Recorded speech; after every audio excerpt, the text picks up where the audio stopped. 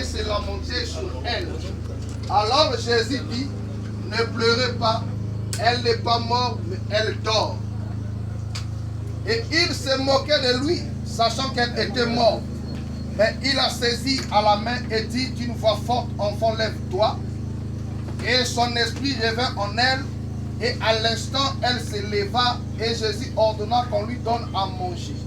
Les parents de la jeune fille firent dans l'étonnement, et il leur recommanda de ne dire à personne ce qui était arrivé.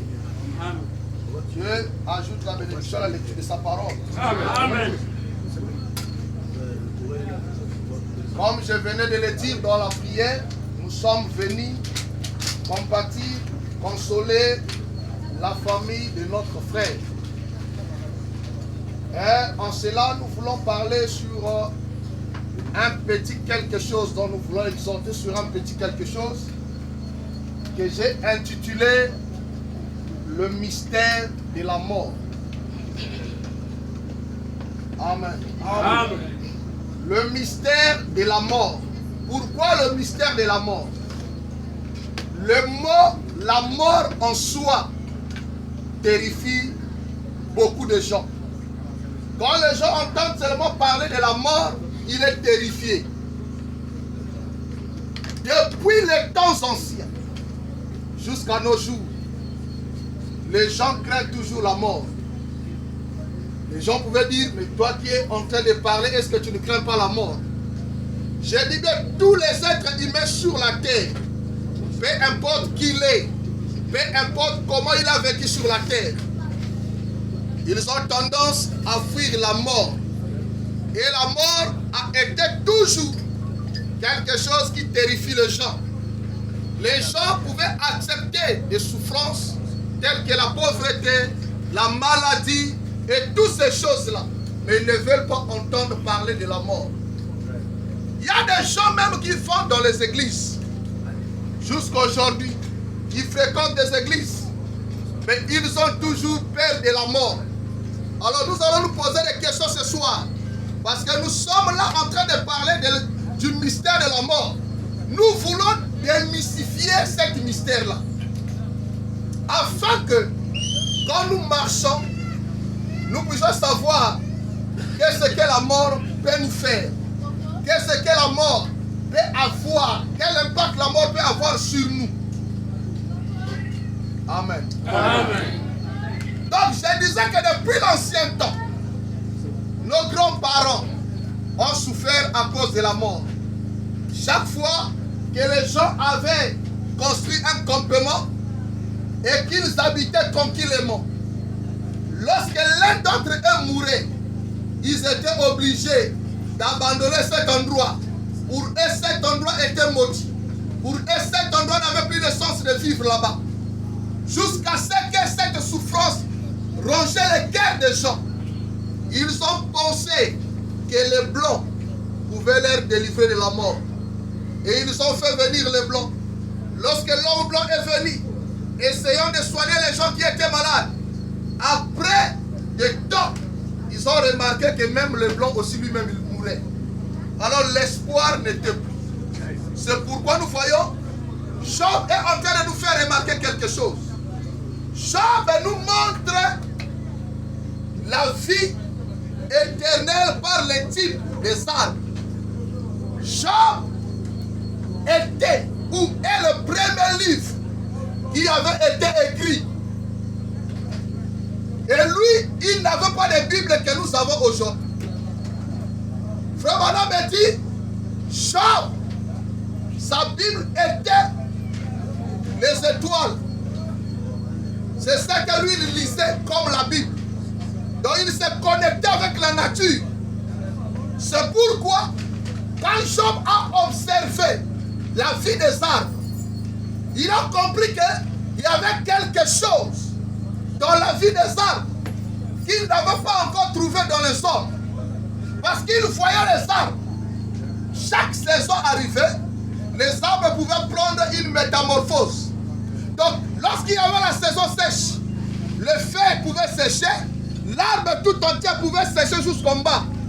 Mais quand la saison de pluie revenait, ce même arbre qui était sèche seulement une souche. Vous pouvez repousser encore. Vous pouvez revivre encore. Vous pouvez encore redonner le fruit. Alors, Job, en étudiant cela, c'est là où il se pose des questions. Si l'homme peut revivre. Amen. Cela montre que Job, lui-même aussi, il avait peur de la mort. Il ne savait pas qu'est-ce que renfermait ce mystère-là derrière la mort. Or qu'aujourd'hui, nous ne sommes plus au temps des gens. Nous avons laissé le temps des gens. Aujourd'hui, nous sommes au temps où la parole nous est révélée dans sa plénitude. Et nous sommes obligés de connaître ce que Job ne connaissait pas en ce jour-là. Et nous ne devons pas aussi vivre avec la frayeur et la peur comme Job vivait en ce jour-là. Nous sommes différents avec Job.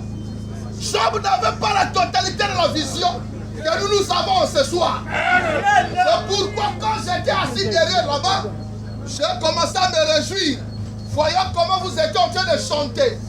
Je disais en moi-même, oh merci Seigneur, regarde comment nous pleurons les nôtres. Nous ne venons pas pleurer pour dire les adieux, mais nous venons dire un au revoir. Parce que nous savons, ça ne s'arrête pas ici. Et ça va continuer jusqu'à dans l'éternité. Parce qu'aujourd'hui, nous avons cette révélation. Alors, qu'est-ce qui fait que l'homme aujourd'hui, vous voyez la nature des gens aujourd'hui,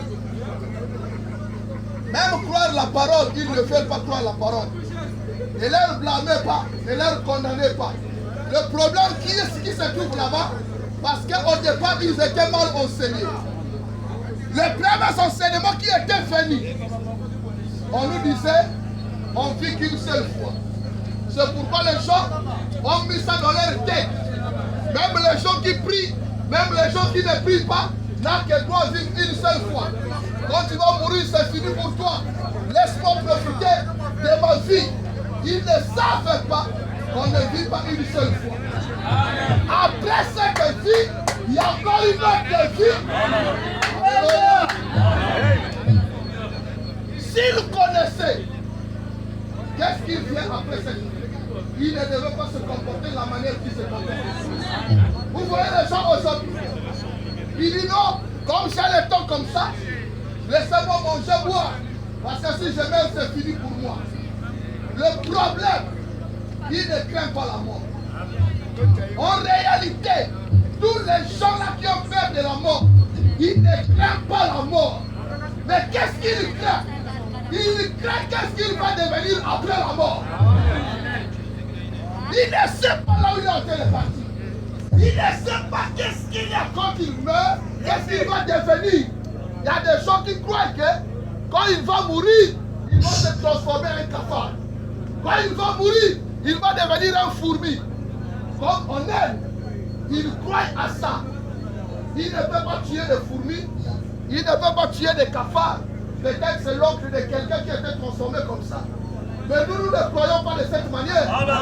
Parce que nous avons la révélation. Après la mort, qu'est-ce que nous devenons? Ok.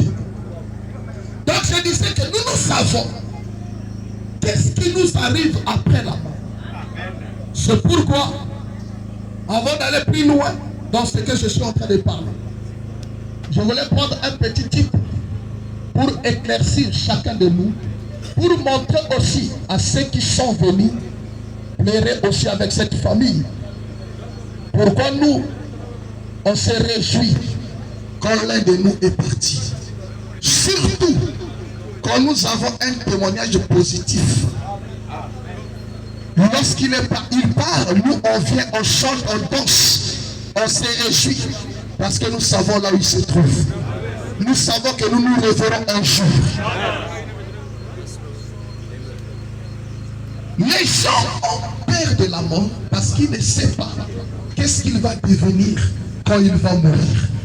Où est-ce qu'il sera quand il va mourir? Alors, frère, madame nous parle de quelque chose pour nous ceux qui croyons le message. Frère, madame nous parle de la vie bébé dans le ventre de sa mère. J'ai toujours voulu montrer cela et typifier cela pour la mort. Un bébé dans le ventre de sa mère. Tout ce qu'il connaît, c'est la circonférence du ventre de sa mère. Mais pour lui, c'est le meilleur endroit au monde pour rester.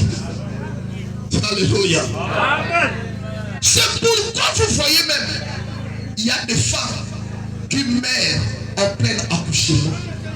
Parce que l'enfant là, il ne veut pas sortir. Qu'est-ce qui fait qu'il ne veut pas sortir? Il ne connaît pas là où il est en train de partir. Dans son esprit, dans sa petite pensée, il se dit, je ne vais pas m'aventurer. Je ne vais pas aller là où je ne maîtrise pas. Je vais commencer à lire le petit paragraphe et avancer.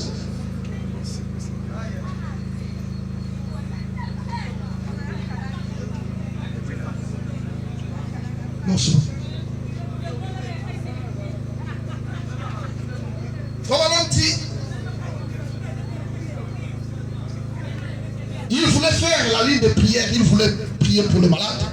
Alors, il leur montre d'abord qu'est-ce qui se passe réellement. Il compare la vie terrestre avec la vie d'un enfant dans le ventre.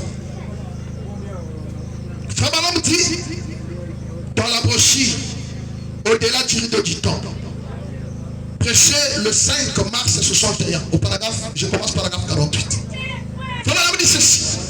Maintenant, je pourrais dire ceci avant de prier pour le malade.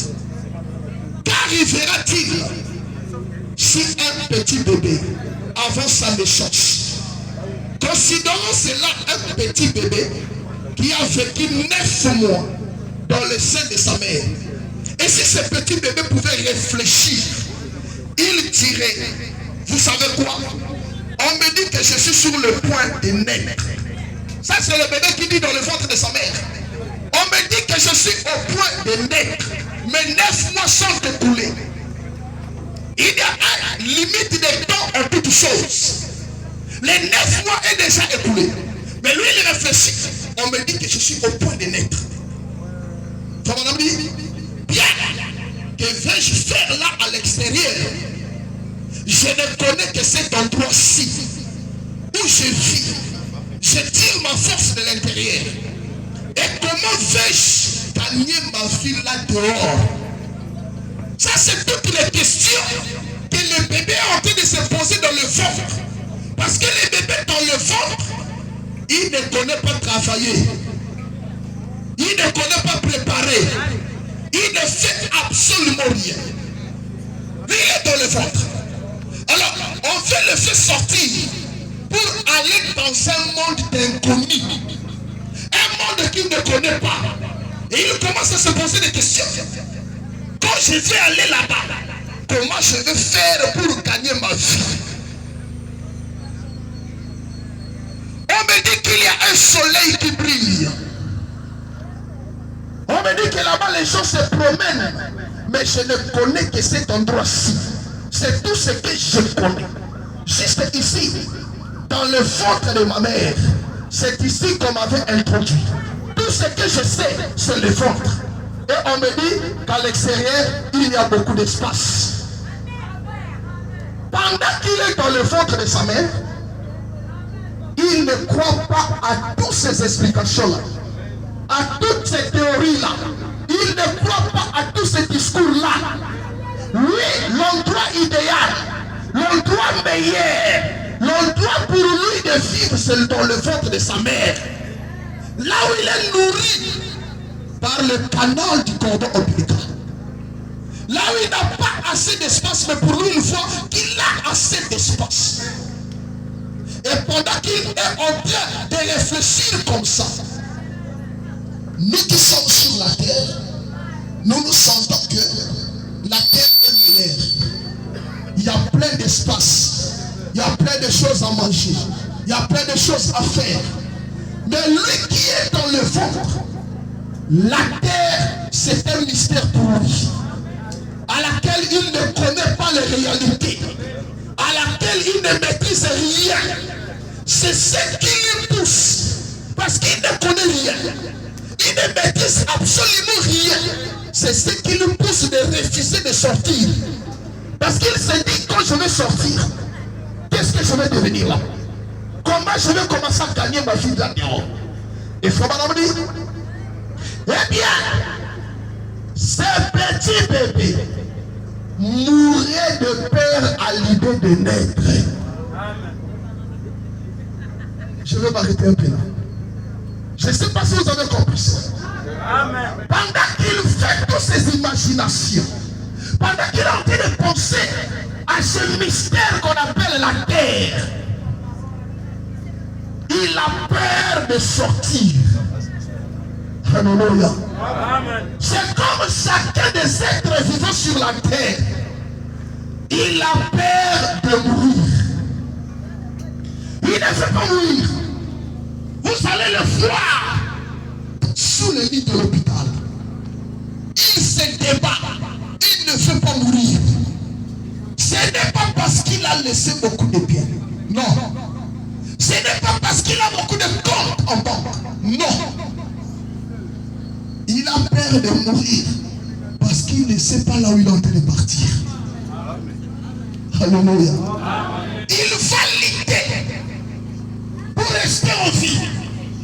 Il va lutter. Il dit, docteur, faites tout ce que vous pouvez faire pour moi. Que je reste seulement en vie. Docteur, il peut vendre des maisons, il peut vendre des véhicules, il peut dévoir de l'argent. Les autres, qu'est-ce qu'ils font même? Ils vont même aller consulter les féticheurs pour faire des protections. Il n'a pas besoin de mourir. Mais la même personne qui dit aujourd'hui que je suis encore jeune, je ne vais pas mourir jeune, laissez-les atteindre même 100 ans. Il vous dira toujours, je n'ai pas envie de mourir. Donc cela veut dire, la jeunesse n'a rien à voir. Le vrai problème là, il ne sait pas là où il part. C'est comme ce bébé ici. Le grand problème, ce n'est pas qu'il ne veut pas sortir, mais il a peur de la réalité de la terre. Il n'a jamais habité auparavant. Alors il a, comment me dire? Il a peur. Content de seulement qu'il va naître. Mais ils ne savent pas. En naissant, les parents ont déjà tout préparé pour lui. Alléluia. Lorsque le bébé est dans le ventre, il a peur. Mais il ne sait pas. Les berceaux étaient déjà préparés. Le lait et tout, les bouches, toute la lait était déjà là. Mais lui, dans le ventre, il ne connaît pas cette réalité. L'homme sur la terre, il ne connaît pas. Il y a une éternité sans fin qui est préparée quelque part. Jésus avait dit, je m'en vais vous préparer une place. Alléluia. Il ne sait pas cela. Lui, il veut vivre sur la terre. Il veut s'éterniser sur la terre. Mais il y aura un temps tu partiras. Alléluia.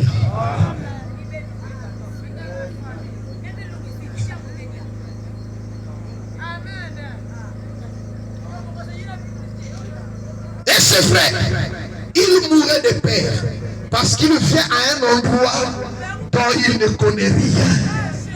Un endroit suprême, des milliers de fois suprême par rapport à l'endroit où il vit.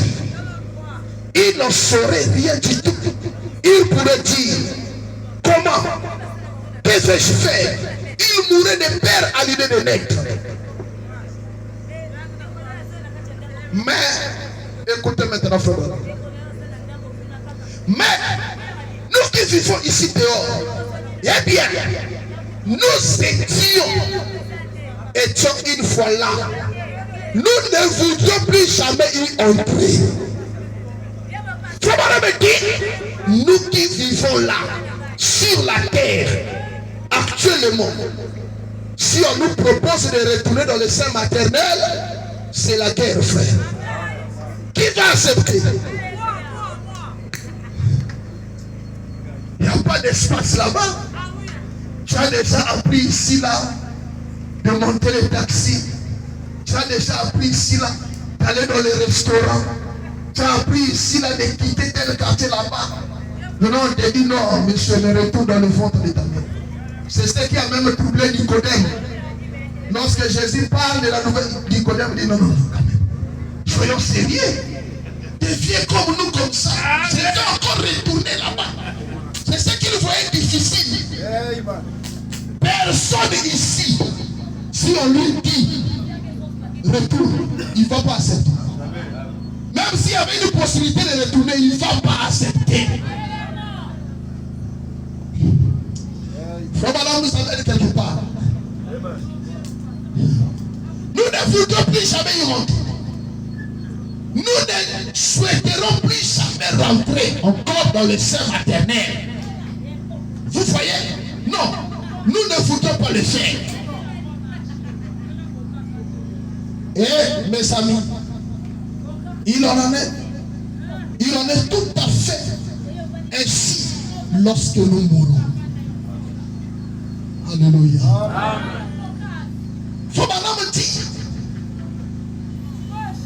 ce même type-là,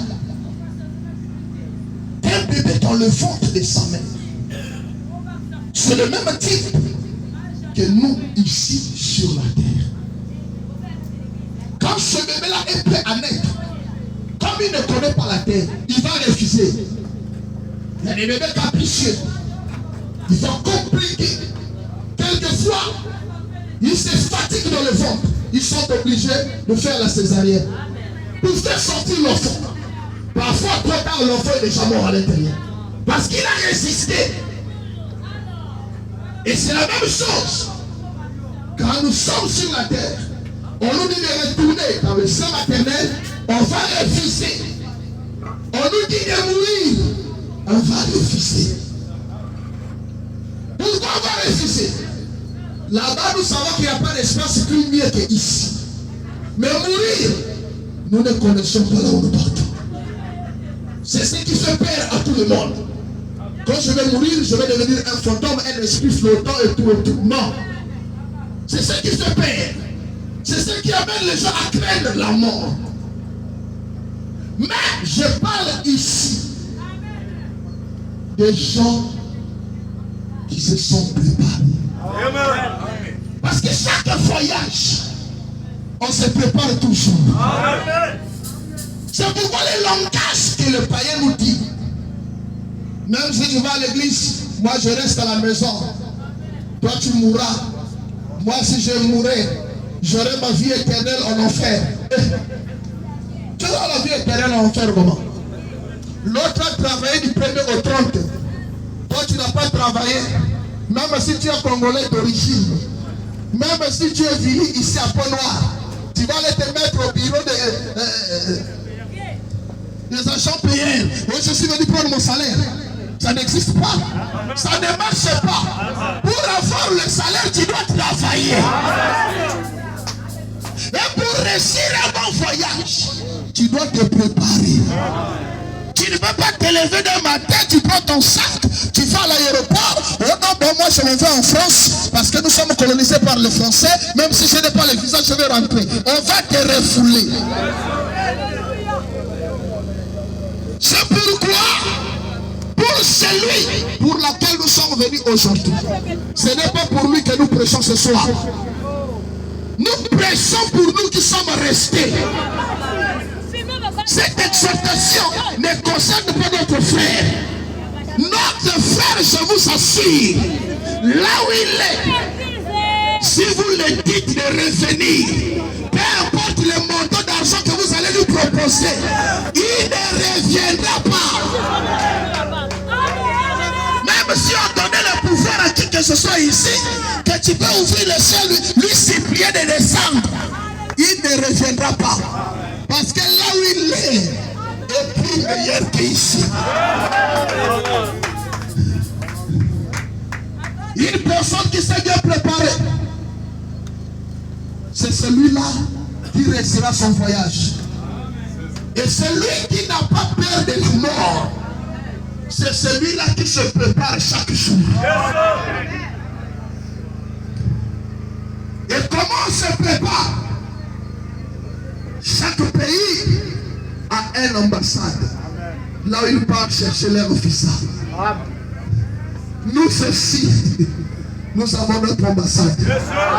C'est pourquoi vous nous voyez, mercredi, vendredi, nous sommes à l'église de dimanche. Chacun de nous va aller chercher son visa dans son ambassade. Et quand tu n'as pas le visa, tu ne rentres pas dans un pays étranger. Seulement ce visa-là qui te donne le droit de rentrer dans un pays étranger. C'est pourquoi, comme le dit ce frère Branham, il dit, je suis passé au chevet de lit de l'hôpital des gens qui étaient malades. Je me suis arrêté devant les gens qui étaient sauvés. Je les ai vus. Pendant qu'ils partaient, ils étaient tous souriants. Mais je suis aussi allé chez les gens qui étaient perdus. Pendant qu'ils partaient, ils criaient, ils pleuraient. On ne se prépare pas brusquement. On ne se prépare pas ce jour-là. Parce que personne ne connaît ce jour-là.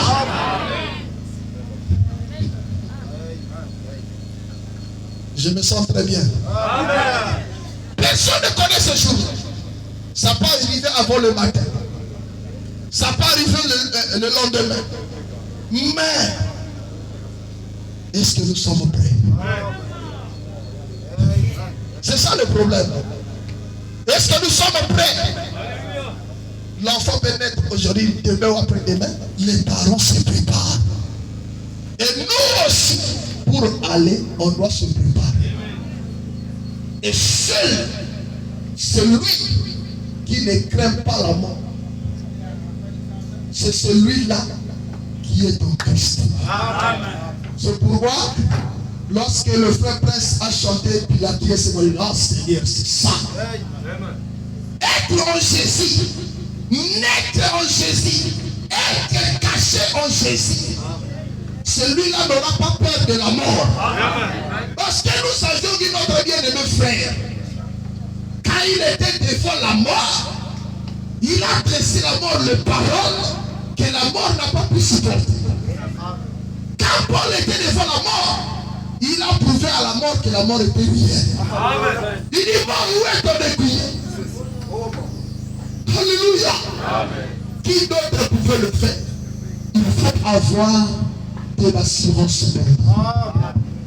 L'assurance là, c'est quelque chose en toi qui te convainc que même si ça arrivait aujourd'hui, quelques fractions de secondes qui vont s'en suivre, je serai au pied du maître.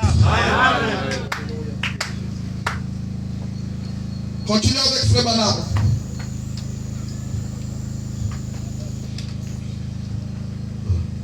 Eh bien, Samy, il en est tout à fait ainsi lorsque nous mourons. Oh Dieu, voyez-vous, en naissant, vous sentez dans un endroit. Vous n'y avez jamais été. Quand nous naissons, nous entrons dans un endroit que nous n'avons jamais été. Et nous trouvions des choses plus meilleures que ce que nous avions vu dans le ventre de notre mère.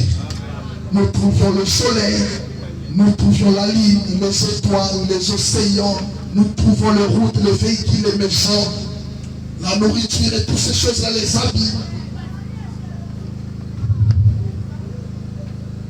Vous ne pouvez pas comprendre. Vous ne pouvez pas comprendre combien c'est glorieux. Comment ça sera là dehors. Et tout ce qui me permet, ou qui vous permet de comprendre cela, c'est cette petite pointe de vie, comme l'esprit, qui entre dans le bébé. Quand il est dans le ventre de sa mère, vous voyez, c'est le seul moyen pour nous de comprendre ce que ce glorieux pays là-bas.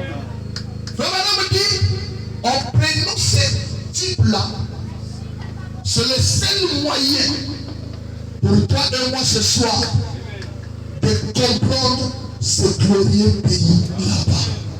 Le pays pour lequel nous faisons tant de sacrifices.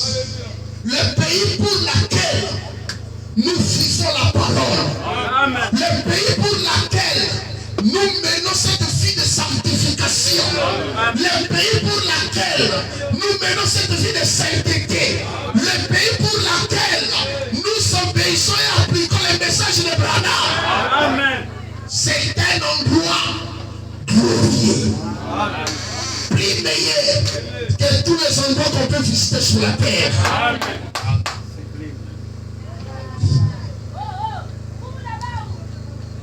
Il dit, vous voyez, c'est le seul moyen pour nous de comprendre ce que ce glorieux pays là-bas. Où il n'y a plus de maladies, de chagrin, de mort, de vieillesse, rien. Oh là là! Eh bien, une fois arrivé là, vous ne voudrez jamais retourner à un endroit comme celui-ci. Pas plus qu'un bébé n'acceptera de rentrer dans le sein de sa mère. Vous voyez? Une fois arrivé au ciel, nous ne parlons pas du ciel qu'on nous avait prêché dans des églises que vous connaissez. Mais nous parlons du ciel. Alléluia. Nous parlons du ciel où nous avons les évidences. Où il y a eu des gens qui sont partis voir si réellement la terre là était réelle. Et ils sont descendus avec les évidences.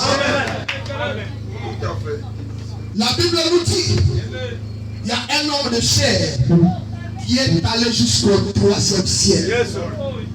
Et quand il est revenu, il lui a fallu 14 ans pour dire les choses qu'il avait vues là-bas. Il n'a même pas dit ces choses. Il a seulement dit ce que j'ai vu là-bas. Ce sont des choses que l'œil n'a jamais vues. Ce qui n'a jamais passé, entendu par l'oreille. Il dit il n'y a pas de mots dans le dictionnaire pour exprimer ce que j'ai vu là-bas. Mais dans cet âge dans lequel nous sommes, oh my, dans cet âge dans lequel nous sommes, il y a eu un espion, comme il a fait du temps de Moïse. Il y a eu un espion, alors que les enfants de Dieu se posaient des questions. Qu'est-ce que représentait le ciel? Est-ce que le ciel c'est le nuage ici que nous voyons? Mais c'est un pays réel, là où vivent les hommes réels, à laquelle tu peux toucher, tu peux converser avec eux, tu peux les reconnaître. Ça c'était le frère qui est avec nous à Point Noir. Ça c'était le frère qui est avec nous à Dolicie. Ça c'était elle qui est avec nous en Picou. Alléluia. Quand Frère Branham va de l'autre côté, il a vu que le ciel est réel. Et quand il vient, il nous prêche, il nous parle que le ciel est réel. Il nous dit, mettez tout ce que vous faites de côté. Focalisez-vous pour ne pas manquer cet endroit. Alléluia. C'est pourquoi d'autres personnes peuvent nous voir. Mais les gens là sont si. Ils sont venus, leur frère est mort et ils chantent, ils disent les amènes, les amènes. Non. Nous savons qu'il n'est pas mort. Le mot mort là, c'est notre terme à nous. Nous allons y arriver. Pour comprendre le mot mort, ça veut dire quoi? Alléluia. Quand tu arrives là-bas, tu n'auras plus l'envie de revenir ici. Quand tu découvres ces pays-là, tu regardes derrière toi.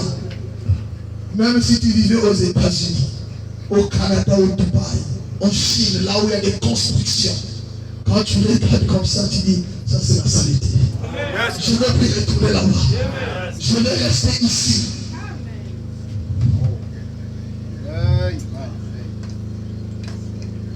c'est un bon endroit.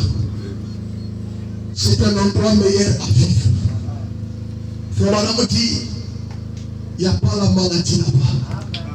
Il n'y a pas le chagrin. Il n'y a pas la vieillesse. Même si tu mourrais ici à l'âge de 75, 80 ans, mais là-bas, tu seras jeune. Une jeunesse éternelle. Mais pour y arriver, il y a un prix à payer. Alléluia. Pour y arriver, il y a un prix à payer. Ce prix-là, c'est l'obéissance à Dieu. Aujourd'hui, les gens se donnent les luxe d'aller chercher même les gardiens pour protéger leur maison. Pendant qu'ils dorment, le sentinelle est là avec son arme, il tourne. Frère, la mort ne demande pas les audiences. La mort n'a pas besoin que la porte soit ouverte pour qu'il rentre. Il n'y a qu'une seule sécurité. C'est le Seigneur Jésus-Christ. Il ne dort, il ne sommeille, mais il veille. Le gardien sera là. Le matin. Mais qu'est-ce que c'est? Oh, le boss est mort. Avec vos armes. Vous n'avez pas dormi toute la nuit.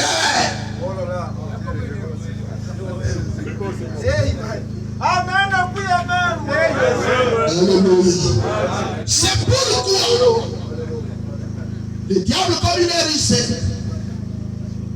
il distrait les gens. Quand tu écoutes la parole, quand tu reçois Christ, Christ te prend, il te cache en lui. Tu es en sécurité. D'abord sur cette terre. Mais il y a une fille meilleure qui t'est préparée après cette vie. Mais les gens ne veulent pas de ça. Les gens disent, bon, moi, il y a d'autres personnes qui croient qu'ils sont plus malins que Dieu. Bon, moi, je vais d'abord faire ma vie.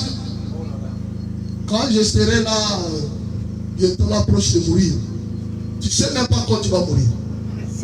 Alors je vais chercher une église là, je vais aller fréquenter, trouver un pasteur qui va commencer à prier pour moi. Frère, j'étais à Kinshasa en 2012. J'ai eu un événement là-bas qui m'a poussé à beaucoup réfléchir. Quand Dieu vous résiste, vous ne ferez rien. Il y a un monsieur là, il avait beaucoup d'argent, il était juste dans le Rose-Croix. Après, il est tombé malade. Il est tombé malade, il a commencé à vendre ses maisons. Il a vendu la maison à 250 000 $. Dans les 100 et quelques millions de francs CFA. On a utilisé des possèdes. Il a encore vendu là. Après, il y a une sœur du quartier qui les a parlé du pasteur Abdel. Le pasteur Abdel est parti, il a exhorté. Le papa l'a fait sortir tous ses livres, il a confessé tout. Il fallait les baptiser. Dieu a dit, bon, toi tu as marché toute la semaine la main dans la main avec le diable. Maintenant là tu commences à partir, tu viens maintenant que je puisse te recevoir. Ça ne marche pas. Maintenant comme c'était déjà discuté, le pasteur lui a dit, demain matin je vais vous prendre pour vous amener à l'eau vous baptiser. Le matin, le monsieur n'avait qu'une seule voiture qui lui restait. Il dit à son fils, amène mes petits-fils à l'école, après tu viens, on va partir à l'eau. Les garçons là, quand il est parti, l'esprit lui dit, bon, fais d'abord la vie en ville là-bas. Parce qu'on va finir avec ce monsieur. On a attendu. C'était le jour d'Égypte. L'aide d'Égypte arrive, le pasteur dit, bon, nous on va rentrer parce qu'il y a Égypte aujourd'hui. On est rentré. Donc l'enfant est venu avec la voiture à 19h. À 20h30, le monsieur est mort. Ça, c'est notre Dieu. Amen. On ne peut pas tromper Dieu. Tu ne peux pas attendre que le jour de ton départ, c'est là où tu commences à dire, amenez-moi comme d'autres personnes à maintenant. Comme ce qui nous a été prêché dans l'église catholique. Que si votre parent est mort, si vous avez l'argent, allez allez payer une messe là-bas. Vous allez payer une somme d'argent, le prêtre va faire une certaine prière, donc lui il va quitter l'enfer, il va monter au ciel. Tu ne vas pas trouver ton frère ou ton père au ciel. Vous savez frère, j'ai toujours médité. Notre âme vaut 10 000 mondes. Bon, imaginez-vous, chaque monde regorge toutes les richesses que nous voyons ici. Au Congo, il y a le pétrole, au Soudan, au Côte d'Ivoire, on est partout dans le pétrole. Il y a des matières premières dans chaque monde. Bon, quel prix tu peux acheter un seul monde? Mais quand un homme va 10 000 mondes, là tu vas leur donner prêtre, je ne sais pas si c'est 500 000. Là il va négocier avec toi encore parce que lui-même aussi a besoin de manger. Il ne va pas donner tous les 500 000 à Dieu, il a besoin de manger. Il va négocier avec. Ça c'est l'institution. La vraie vie, c'est ce que notre frère l'a faisait. Notre frère Joseph, c'est ce qu'il faisait. Il avait toujours le temps d'aller à l'ambassade. Il dit, ah, monsieur le consul, je suis venu chercher mon visa. Je ne sais pas le jour de mon départ, mais je vais avoir mon visa en main. Si ça m'arrive au travail, si ça m'arrive dans l'avion, si ça m'arrive dans le bateau, si j'ai mon visa en main, je rentrerai là-bas.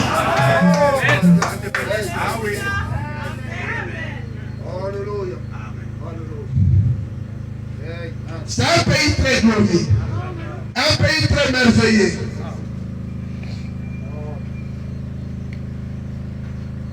Vous voyez, c'est tellement glorieux de l'autre côté. Voyez-vous là-bas, nous ne pouvons pas comprendre cela, certainement pas. Tandis que nous sommes sur la terre, Frère dit, nous ne pouvons pas comprendre cela. Mais je vais arriver à quelque chose qu'il a dit cela, qui m'a frappé. Parce que quand les gens disent, oh non, vous voyez, le genre de Branham là, ce n'est pas vivre.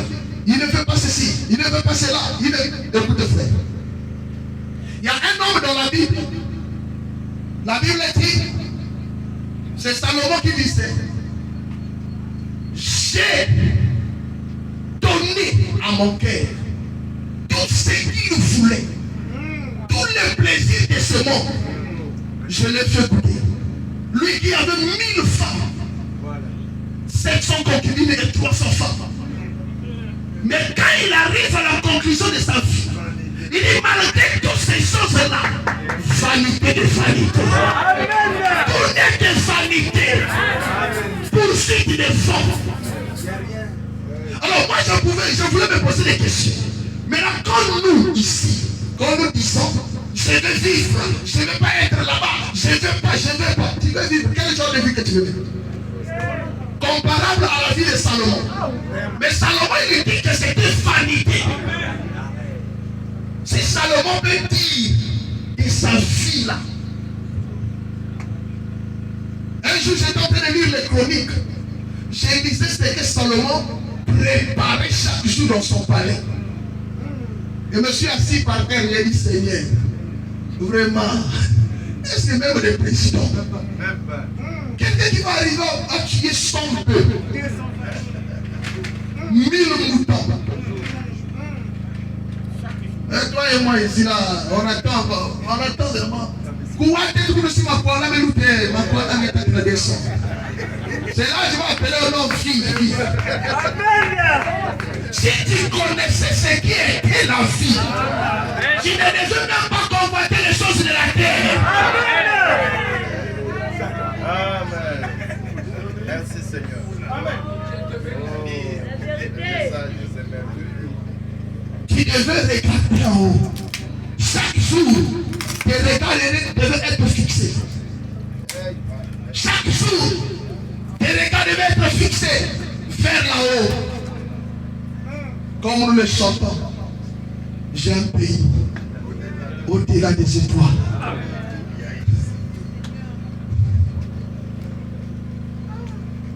Je suis obligé d'aller un peu vite.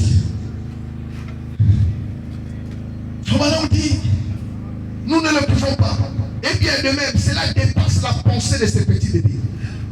De même, ce que ça sera là-bas dépasse notre compréhension. Voyez-vous, ce que nous vivons la réalité ici dépasse la pensée du bébé qui est dans le ventre. Mais la réalité de l'autre côté dépasse notre compréhension ici. Voyez-vous, parce que nous sommes dans le sein de la terre, prêts à naître un de ces jours dans un nouveau royaume, dans un nouveau monde. Et c'est ainsi que je me sens concernant ces visions et des choses comme cela.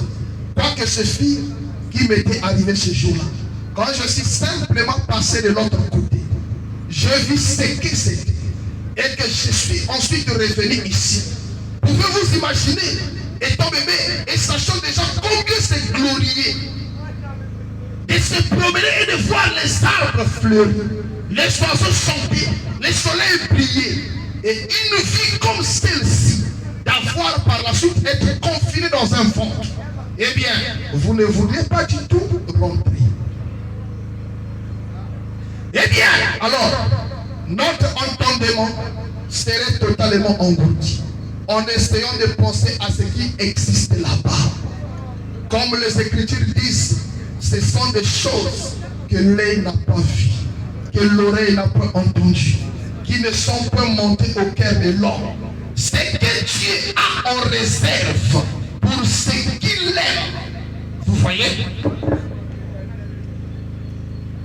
Ainsi, nous savons que c'est glorieux de l'autre côté. Un jour, la mort, ce que nous appelons la mort, nous donnera la nouvelle naissance.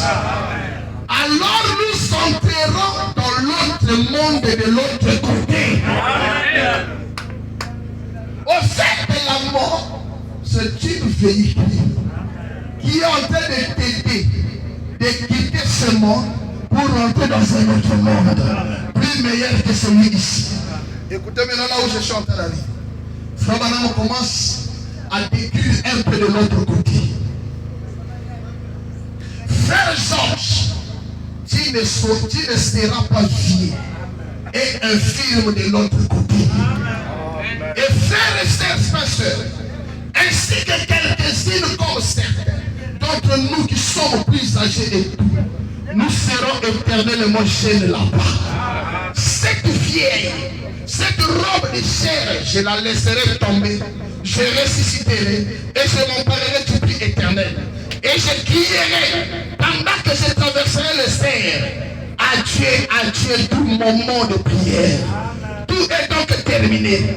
Plus de longues nuits de prière, juste entrer dans cette heureuse jeunesse pour être là. Pas juste un an, ou 50 ans, ou 1 million d'années. Je vais me dire, pas juste un an, ou 50 ans, ou 1 million d'années. Après que nous serons fait 100 milliards d'années là-bas, nous n'aurons même pas du tout commencé. C'est vrai. Pourquoi serions-nous donc pas heureux ce matin? Moi je dis, pourquoi serons-nous donc pas heureux ce soir? Pourquoi ne nous réjouirons-nous pas? Pourquoi ne profiterons-nous pas de chaque grande chose que Dieu nous a donnée? C'est pourquoi vous nous voyez là nous réjouir. Parce que nous savons, notre frère est dans un pays mieux que celui ici. Notre frère est au pied du maître qui est assis. Et nous ne faisons pas des gens de saints après la mort, mais nous appelons des gens de saints depuis leur vivant. Parce que nous savons, ce n'est pas nous qui sommes saints, mais c'est le Saint qui habite en nous, qui fait de nous des saints. C'est pourquoi nous disons, Saint Joseph Mwanda se repose au pied du maître qui l'a servi. Et nous croyons au matin de la résurrection, nous nous rencontrerons encore. Nous chanterons encore les cantiques des Sion. Nous allons encore nous embrasser. C'est pourquoi Frère Branham dit, mettez toutes les autres choses de côté. Mais travaillez. Regardez là où se trouve votre trésor. C'est là-haut de notre côté. Et c'est là où Frère Branham dit, un chrétien né de nouveau ne peut pas mourir. Même quand nous disons il est mort, Frère Branham dit, c'est le terme que nous employons. Nous sommes seulement séparés.